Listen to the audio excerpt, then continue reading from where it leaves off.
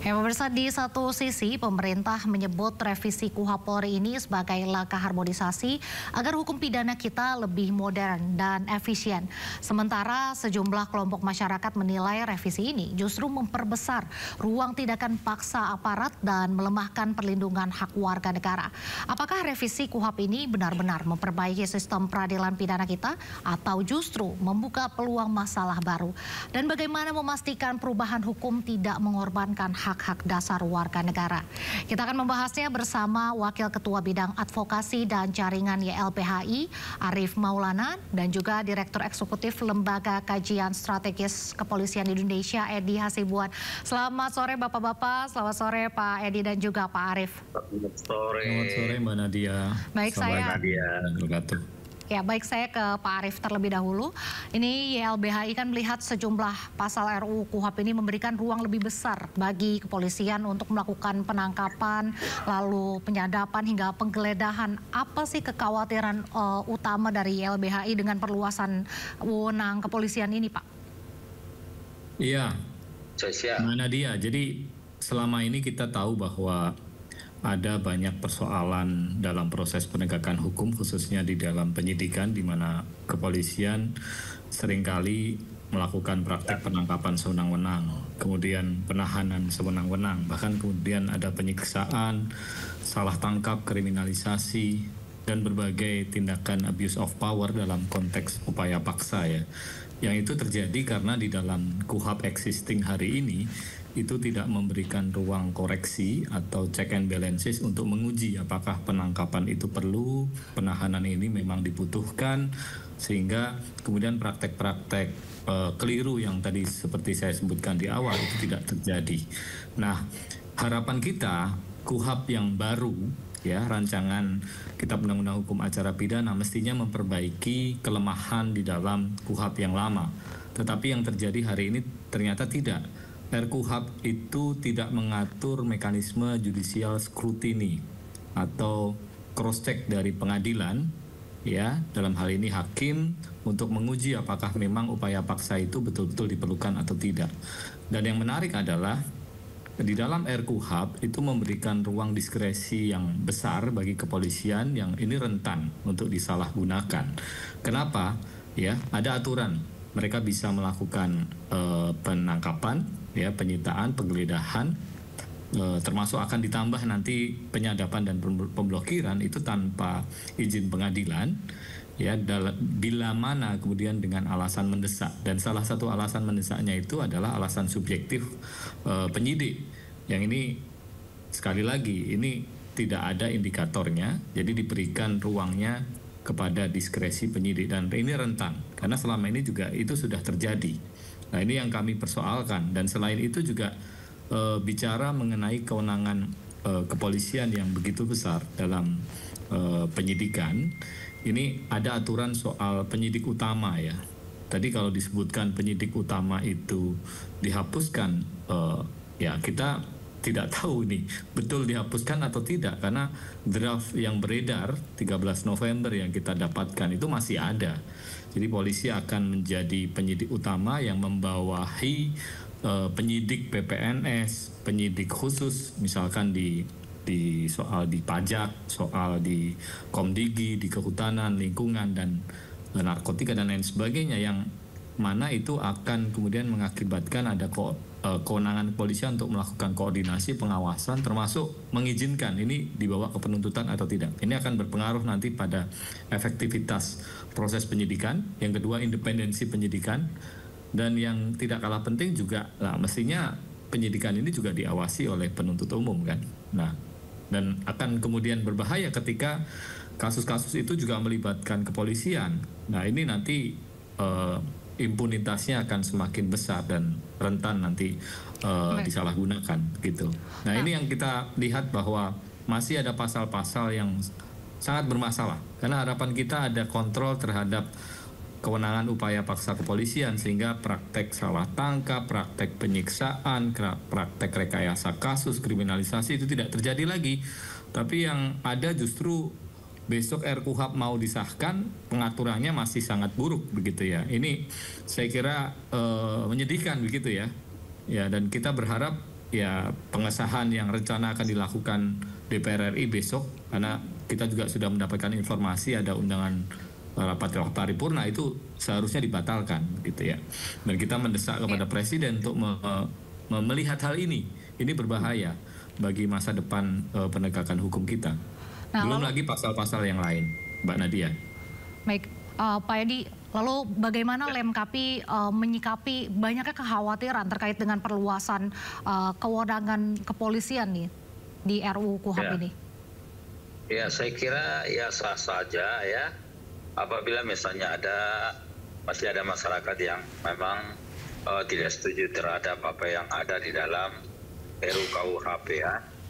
Karena bagaimanapun juga memang tidak mungkin ya semuanya sempurna, saya kira demikian, tidak demikian. Tapi saya kira memang ada pro kontra, ada namanya perbedaan pendapat antar masyarakat, itu adalah hal yang wajar ya, karena memang itu adalah ciri khas demokrasi yang ada saat ini ya, antara masyarakat yang satu dengan yang lainnya berbeda.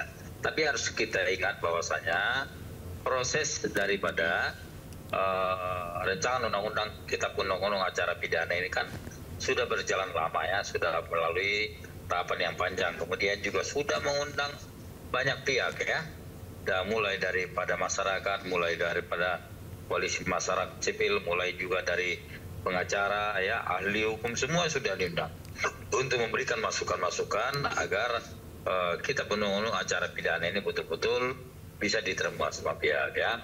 Namun ketika misalnya saat ini ya, ada masyarakat misalnya yang keberatan ya, nggak apa-apa, saya kira itu bagian daripada demokrasi, dan kita ya saya kira itu menjadi bagian daripada kontrol ya kepada aparat kepolisian, dan mungkin ya menyampaikan bahwasanya kewenangan kepolisian besar ya, tapi tugas kita adalah mengawasi kepolisian bagaimana mereka bisa menjalankan tugas itu dengan baik ya.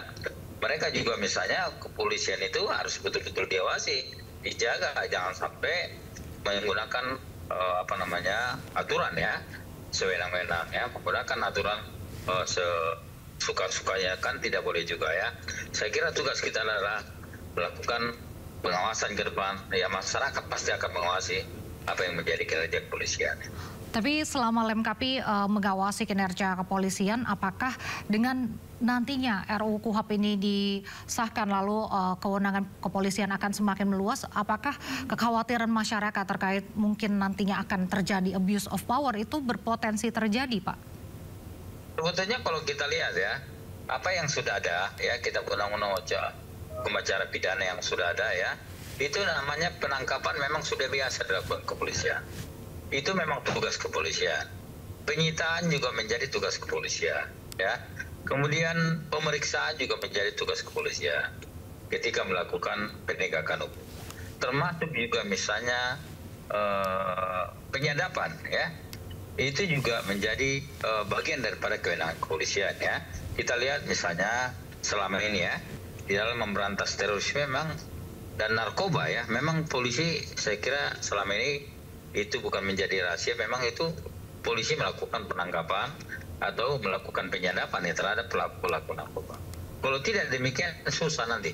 Bisa dibayangkan nanti narkoba akan merajalela di negeri ini ya. Kalau tidak ditangkap-tangkapin, kalau tidak diproses secara hukum ya, saya kira itulah memang merupakan kewenangan yang diberikan oleh undang-undang kepada kepolisian. Ya, salah satunya adalah boleh melakukan penyadapan. Karena dengan penyadapan pelaku-pelaku kakap narkoba itu lebih mudah dideteksi, termasuk juga terorisme ya. Langkah mereka jaringan terorisme itu selama banyak dipantau lewat menggunakan penyadapan dan juga jaringannya ya. Selama ini sudah menyadap ya Pak Edi ya? Padahal belum ada undang-undang penyadapannya. Itu ilegal berarti? Bukan, narkoba kan boleh ya. Oh tidak ada, belum ada undang-undang penyadapan sampai hari ini. Bahkan di RKUHP yang baru itu memandatkan supaya ada undang-undang penyadapan. Ya, jadi ilegal kalau memang sudah melakukan praktek penyadapan. Mereka itu kan sudah minta izin kepada pengadilan ya, gini ya. Jadi maka mereka melakukan penyadapan ya. Kan kalau minta izin pengadilan kan dibolehkan oleh aturan. Ya, bukan begitu. Hukum acaranya harus ada undang-undang penyadapan dulu, dan sekarang belum ada. Saya mengingatkan soal itu. Jadi kalau memang sudah ada praktek penyadapan, berarti ilegal itu. Karena yang dibolehkan penyadapan sampai hari ini hanya KPK. Kalau misalnya kalau kita lihat ya, misalnya apa namanya, undang-undang misalnya dalam aturan-aturan pemberantasan narkoba ya. Kita lihat selama ini ada undang-undang narkoba kok yang mengatur tentang itu ya. Silakan dicek, tidak ada. Ya. Saya menanggapi apa yang disampaikan oleh Pak Edi ya, Mbak Nadia ya. Tadi disebutkan bahwa penting masyarakat untuk melakukan pengawasan. Caranya bagaimana Pak Edi? Kalau di Kitab Undang-Undang Hukum Acara Pidana itu tidak ada mekanisme yang kemudian disediakan. Atau kalaupun ada, itu ternyata tidak efektif untuk kemudian memastikan kontrol terhadap kewenangan kepolisian supaya dilaksanakan dengan transparan, akuntabel, dan sesuai dengan tujuan penegakan hukum, yaitu pelindungan hak asasi manusia dan juga mewujudkan keadilan. Nah, ini yang jadi persoalan sebetulnya di masyarakat selama ini. Ya, memang sudah ada mekanisme izin dari pengadilan, tapi selama ini hanya formalitas. Dan juga yang kedua, sudah ada mekanisme pra-peradilan, tetapi itu sifatnya post factum.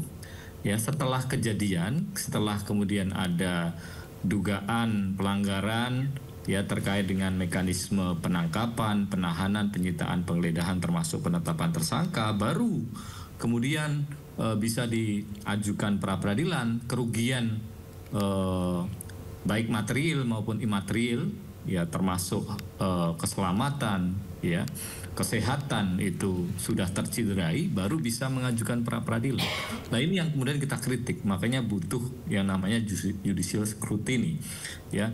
Jadi kalau mau melakukan upaya paksa, bukan tidak boleh polisi melakukan upaya paksa karena itu betul-betul diperlukan ya, dengan catatan itu harus akuntabel, makanya harus ada izin pengadilan. Nah, ini yang kita kritik. Di KUHP yang baru malah nggak ada concern khusus ya untuk dorongan publik yang kita dengar. Kita juga menghadapi itu setiap hari di LBH YLBHI, di 18 kantor YLBHI gitu ya di seluruh Indonesia, bahwa problem besarnya penegakan hukum khususnya oleh kepolisian yang ternyata banyak praktek penyalahgunaan itu karena pengawasan yang tidak efektif, mekanisme pengawasan yang tidak berjalan di KUHP ya. Oleh karena itu harus direformasi, dan tuntutan reformasi mestinya revisi KUHP. Tapi yang aneh adalah hari ini tim reformasinya baru dibentuk ya, yang mereka baru mulai bekerja merumuskan apa yang penting direkomendasikan, tapi KUHP-nya sudah mau disahkan besok. Ini kebolak-balik ya, atau bisa dibilang secara jujur ya ini keliru, logikanya keliru begitu ya. Harusnya masalahnya ditemukan dulu, rekomendasinya apa untuk perbaikan RKUHP. Tapi ini RKUHP sudah disusun dulu, dan yang membuat kita bertanya adalah kebutuhannya adalah memperkuat pengawasan. Tapi yang terjadi adalah menambah kewenangan ya, menambah kewenangan sebagai penyidik utama ya, bahkan nanti bisa membawahi Komnas HAM kalau dicek di RKUHP 13 November, dan itu tentu keliru, bertentangan dengan undang-undang pengadilan HAM ya. Dan yang kedua juga berkaitan dengan penambahan kewenangan seperti penyadapan dan juga pemblokiran, yang itu bisa dilakukan secara diskresional, subjektif, dan ini berbahaya. Lagi-lagi kita mengatakan ini sangat-sangat berbahaya karena tidak ada yang ngontrol. Kalau hanya diberikan kepada subjektivitas kepolisian, dan kita tahu bahwa selama ini itu sudah terjadi. Jadi untuk apa gembar-gembor DPR dan pemerintah mengatakan ini pembaruan KUHP, tapi ujung-ujungnya mengatur hal yang justru lebih buruk dari Kitab Undang-Undang Hukum Acara Pidana yang saat ini berlaku. Nah, Pak Edi melihatnya ini kan banyak masyarakat yang menilai bahwa DPR dan pemerintah terkesan terburu-buru untuk mengesahkan RUU KUHP ini. Kalau dari pandangan Lemkapi sendiri, apa sih urgensinya sebenarnya? Kalau kami melihat ya, karena memang ini kan memang akan diberlakukan bersama dengan Kitab Undang-Undang Acara Pidana KUHP ya, yang akan diberlakukan mulai Januari besok ya. Tentu memang ini akan dilakukan secara bersamaan ya. Dan kita harus lihat sebetulnya ya, DPR juga selama ini udah berbulan-bulan ya, hampir setahun ini kan juga memintain banyak masukan ya dari masyarakat ya. Sudah memintain dari para ahli hukum ya. Kemudian sudah memintain masukan ya dari masyarakat juga ya. Saya tidak tahu lagi ya, kalau misalnya ini juga belum cukup ya sebetulnya. Saya tidak tahu lagi DPR itu seperti apa ya. Dan ini ya saya kira kita merespon apa yang dilakukan oleh DPR selama ini, sudah bekerja keras ya, menyiapkan rancangan undang-undang kita pembunuhan acara pidana ini ya, dan sudah melalui tahapan yang sangat panjang sekali ya. Ya makanya tadi ini adalah merupakan bagian daripada demokrasi, tidak apa-apa kalau misalnya masih ada, dan tidak akan mungkin semua masyarakat itu akan bisa ya menyetujui aturan ini ya. Tetapi sekali lagi adalah saya kira DPR sudah menjalankan tugasnya, membuat suatu aturan ya, kemudian yang sesuai dengan perkembangan masyarakat ya. Nah Pak Arief, apa implikasi langsung jika RUU KUHP ini yang besok akan disahkan oleh DPR, dampaknya apa saja bagi kelompok rentan seperti aktivis, jurnalis mungkin, atau masyarakat miskin, bagaimana nih?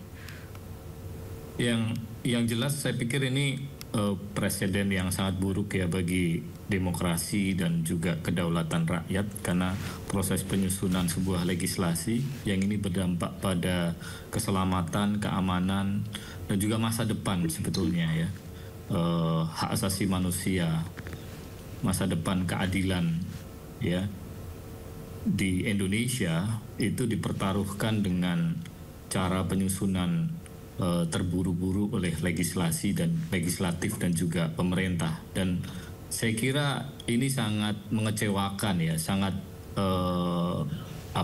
tidak sesuai sebetulnya dengan prinsip kedaulatan rakyat, kemudian prinsip pembentukan peraturan perundang-undangan yang mestinya memastikan proses partisipasi yang bermakna. Sampai hari ini Mbak Nadia dan para pemirsa yang menyaksikan diskusi ini, tidak ada dokumen resmi yang kita terima hasil pembahasan dari DPR RI dan juga pemerintah. Jadi besok kita mau diberikan sebuah undang-undang yang itu berlaku untuk kita semua, dampaknya bagi seluruh masyarakat Indonesia, bukan hanya sekarang tapi juga di masa depan ya, yang kemudian mengatur mengenai cara penegak hukum bekerja. Jadi apakah penegak hukum itu bekerja dengan integritas, transparansi, dan akuntabilitas untuk menciptakan keadilan, atau bekerja sebenarnya secara berdasarkan pada kewenangan tapi tanpa pengawasan yang efektif, yang ujungnya adalah resiko penyalahgunaan kewenangan seperti hari ini. Dan ini yang akan terjadi, dan sebetulnya ini tidak boleh dilakukan dalam sebuah negara demokrasi dan negara yang mendaku sebagai negara hukum. Mestinya partisipasi bermakna betul-betul diberikan, dan itu dimulai dari informasi. Sekarang aja informasinya tidak dibuka. Terus prosesnya, kalau tadi kata Pak Edi itu mengundang banyak pihak, iya mengundang banyak pihak tapi hanya didengarkan ya, tapi tidak kemudian dipertimbangkan dan juga dijelaskan kenapa pemerintah dan DPR itu mengambil keputusan pasal-pasal ini masih diatur, ini tidak ya. Kenapa polisi diberikan kewenangan begitu besar ya, tetapi kemudian pengawasannya justru diperlemah ya. Ini harus dijelaskan kepada publik, dan itu tidak terjadi. Jadi putusan Mahkamah Konstitusi mengenai partisipasi bermakna, hak untuk didengar, hak untuk dipertimbangkan dan dijelaskan mengenai keputusan pemerintah dan juga DPR terkait legislasi itu dilanggar begitu saja. Dan saya kira ini buruk bagi demokrasi kita. Dan ketika kita melihat pasal-pasalnya, tadi sudah kami sebutkan sebagian, masih ada banyak yang lain ya, yang itu juga berbahaya. Nanti teman-teman bisa cek begitu ya. Tapi draftnya memang nggak ada yang resmi begitu ya. Ini persoalan serius juga ya. Kita dikasih kucing dalam karung, kita tidak tahu, dan itu kita harus menerima. Nah, ini bagaimana? Ini negara demokrasi atau negara kekuasaan? Saya melihat ini praktek-praktek negara kekuasaan yang memang sekarang seolah-olah dinormalisasi. Dan kalau kita tanya bahayanya, Ini risetnya LBH YLBHI ya, 2019 sampai dengan 2025 ya, kami mencatat ini kasus yang kami tangani sendiri di 18 kantor LBH itu ada 154 kasus dan 1027 ya, ada 154 kasus dengan 1027 korban kriminalisasi yang itu beraneka ragam latar belakang masyarakat, mulai dari pelajar mahasiswa, buruh tani, masyarakat adat, sampai jurnalis dan advokat. Jadi semua bisa kena, semua kemudian bisa jadi korban salah tangkap, penyiksaan, kriminalisasi, tanpa kemudian kita bisa men-challenge, menguji. Nah, dan esensi negara hukum itu kan sebetulnya kontrol terhadap kekuasaan, kontrol terhadap kewenangan aparatur negara, supaya kemudian demokratis, supaya kemudian ya mereka berpihak pada kepentingan masyarakat. Jadi KUHP ini harapannya melindungi warga negara, bukan melindungi penguasa atau melegitimasi penyalahgunaan kewenangan oleh aparat. Nah, tapi yang terjadi hari ini kami melihat ya RKUHP ini jauh dari semangat awalnya untuk pembaruan KUHP. Rakyat, masyarakat itu berekspektasi RKUHP direvisi atau diperbaharui itu supaya melindungi hak masyarakat. Tapi kalau yang terjadi justru lebih buruk dari pengaturan sebelumnya, ya kita pantas protes, kita pantas kecewa, dan kita pantas menggugat. Ini harusnya dibatalkan dan tidak disahkan esok hari, karena ini berbahaya bagi masa depan kita, bukan hanya buat kita hari ini ya, tapi juga masa depan anak cucu kita. Karena KUHP ini kan bisa berlaku puluhan tahun ya. Undang-Undang 8 tahun 81 disahkan 44 tahun yang lalu, dan undang-undang yang baru ini akan berlaku ke depan. Dan tadi kalau kata Pak Edi ya, ini harus diatur karena KUHP itu tanggal 2 Januari sudah berlaku, Januari 2026. Pak Edi, sampai hari ini peraturan pelaksananya belum jadi KUHP ya. Dan KUHP ini kalau kemudian disahkan dalam waktu dekat, ini ada lebih dari 15 peraturan pemerintah yang harus disusun. Mungkinkah disusun dalam 1 bulan dan berlaku 2 Januari seperti KUHP? Ini sebetulnya juga tidak mungkin ya, justru akan melahirkan chaos ya, melahirkan ketidakpastian. Terlebih kalau kita melihat proses hukumnya, proses legislasinya ini saja sangat bermasalah, belum lagi substansinya. Ini sangat berbahaya bagi keselamatan warga negara, dan saya kira ini tidak baik kalau kemudian nantinya tetap disahkan ya. Dan saya kira ini masyarakat kita semua penting untuk bersuara. Kita sepakat KUHP memang harus direvisi, tapi yang lebih baik ya, yang memastikan pelindungan hak asasi manusia dan memastikan jaminan peradilan yang inklusif bagi masyarakat rentan ya, kelompok rentan, kelompok masyarakat miskin ya. Yang jelas ini harus mengawal proses peradilan supaya jujur, adil, dan menjamin keadilan sosial, bukan justru Pak Arief dan juga Pak Edi, kita sama-sama mendengarkan dulu pernyataan dari Presiden Prabowo Subianto usai membentuk Komisi Percepatan Reformasi Polri beberapa waktu lalu. Presiden Prabowo Subianto meminta komisi ini memberi rekomendasi untuk mereformasi Polri. Mari kita simak bersama. Ini saya berharap akan mengkaji institusi Polri,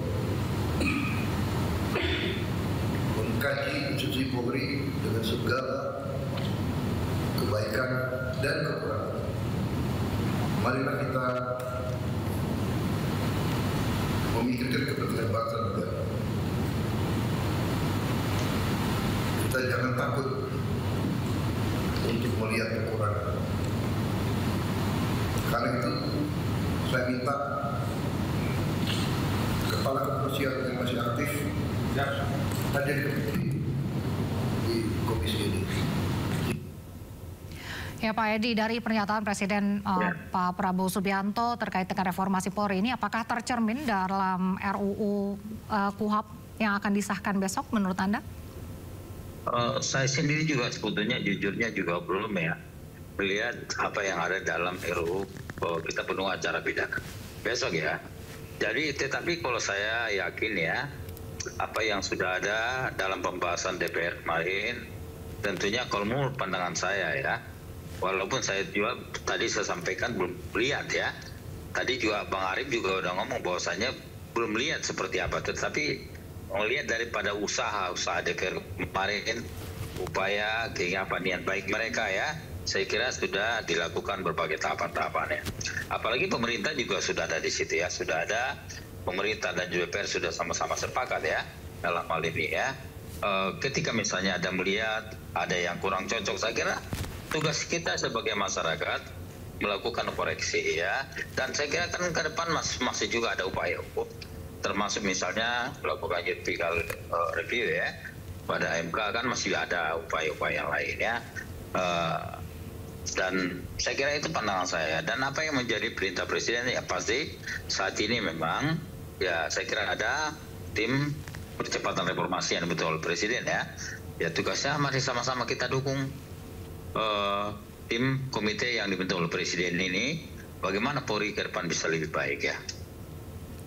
Ya Pak, tapi jika RUU KUHP ini disahkan besok, ini apa langkah yang perlu dilakukan Polri agar kewenangan tambahan bisa diimplementasikan secara profesional dan tidak menimbulkan kekhawatiran publik, Pak?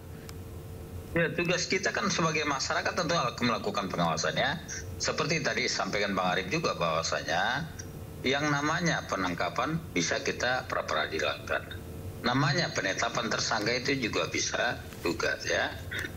Kalau memang merasa masyarakat bias bahwasanya tindakan kepolisian di sini adalah perbuatan sewenang-wenang, tindakan sewenang tidak melalui aturan yang ada ya, kita bisa menggugat, melakukan pra-peradilan ya. Aturannya memang demikian ya. Makanya yang saat ini yang perlu dilakukan adalah masyarakat teruslah koreksi apa yang dilakukan oleh kepolisian. Tidak apa-apa, saya kira Polri juga selama ini kan juga terbuka untuk dikoreksi. Kemudian ya tugas kita memantau apa yang mereka lakukan. Dan memang tugas kita melakukan pengawasannya. Ya Pak Arief dan juga Pak Edi, kita akan mendengarkan pernyataan terkait upaya untuk membatasi kewenangan Polri. Juga ditunjukkan dengan putusan Mahkamah Konstitusi yang melarang polisi aktif menduduki jabatan sipil sebelum mengundurkan diri. Berikut pernyataan dari Ketua MK. Diri 1 mengabulkan permohonan para pemohon untuk seluruhnya.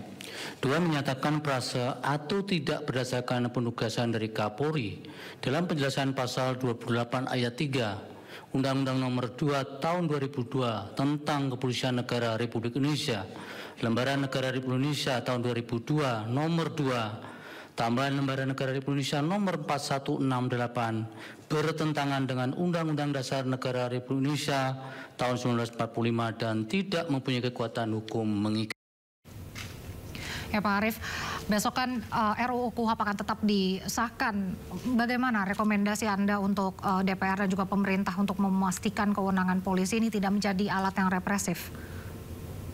Ya, sekali lagi kami ingin menegaskan bahwa YLBHI ya menolak upaya DPR dan juga pemerintah untuk membawa rancangan Kitab Undang-Undang Hukum Pidana ini ke paripurna untuk disahkan, karena secara prosedur penyusunan itu sudah menyalahi prinsip partisipasi bermakna ya, dan ini tidak sesuai dengan semangat demokrasi dan juga kedaulatan rakyat ya, yang mestinya legislasi itu disusun untuk kepentingan masyarakat dan dilaksanakan secara hati-hati ya, tidak perlu terburu-buru sebetulnya, sehingga kualitas legislasinya betul-betul seperti yang dibutuhkan oleh masyarakat.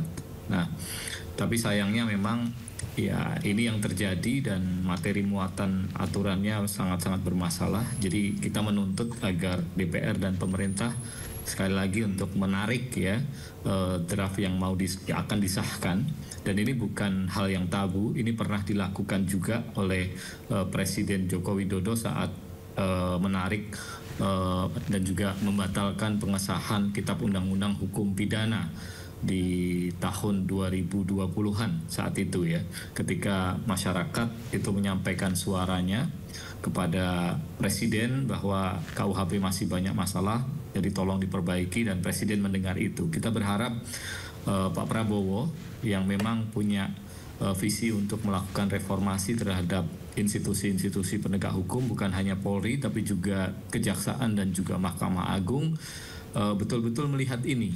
Ya, kalau Pak Prabowo cermati, RKUHP ini jauh dari kata baik gitu ya, atau bahkan lebih baik dari RKUHP yang lama, justru akan bertentangan dengan semangat reformasi Polri.